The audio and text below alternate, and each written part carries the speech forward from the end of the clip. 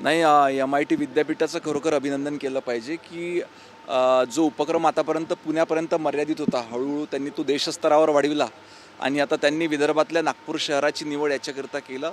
तर निश्चितपणे ह्या माध्यमातून विदर्भातल्या कलाकारांना देखील एक मोठं व्यासपीठ उपलब्ध होणार आहे आणि भविष्यात याचा फायदा मोठ्या प्रमाणावर विदर्भातील विद्यार्थ्यांना, युवकांना होईल. नाशिकचं प्रकरण सुद्धा जास्त आहे. विजय यांनी आरोप केलेले आहेत की सरकार पाठीशी घालत आहेत, कोणतरी वाचवण्याचा प्रयत्न बंधुबाबाला करतात. नाही, सरकार जर कोणाला पाठीशी घालत असलं असतं तर एवढ्या मोठ्या कारवाया त्या ठिकाणी झालेल्या नसत्या.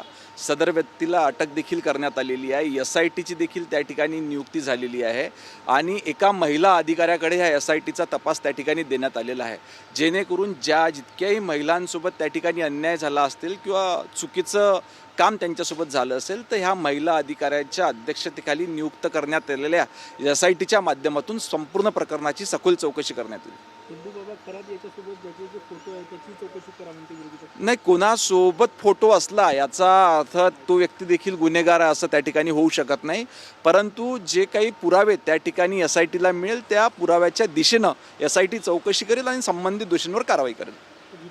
अधिवेशनात हा मुद्दा गाजण्याची शक्यता आहे, विरोधातून दाखवून. नाही, अधिवेशनात मुद्दा येऊ, पण सरकारने विशेष करून पोलीस विभागानं जी कारवाई करायची ती कारवाई केलेली आहे आणि पुढे कारवाई अजून सुरू आहे. हो, गृह खातं ग्रामीण तुमच्याकडे राज्यमंत्री आहात. ग्रामीण भागात असे अनेक बंधुबाबा आहेत, आपल्या वर्धा जिल्ह्यातही आहे, की आव्हान करेन की असं कोणी पिळवणूक केली असेल, शोषण केलं असेल तर तक्रारी करायला पाहिजे. तसंही पोलीस प्रशासनाच्या विभागानं त्या ठिकाणी जनजागृतीचे कार्यक्रम आणि उपक्रम सुरू असतातच. माझं नागरिकांना आव्हान राहील की अशा पद्धतीनं स्वतः भावनिक होऊन कोणालाही बळी न पडता त्या ठिकाणी त्या व्यक्तीची सत्यता काय ही बघू पाहिजे.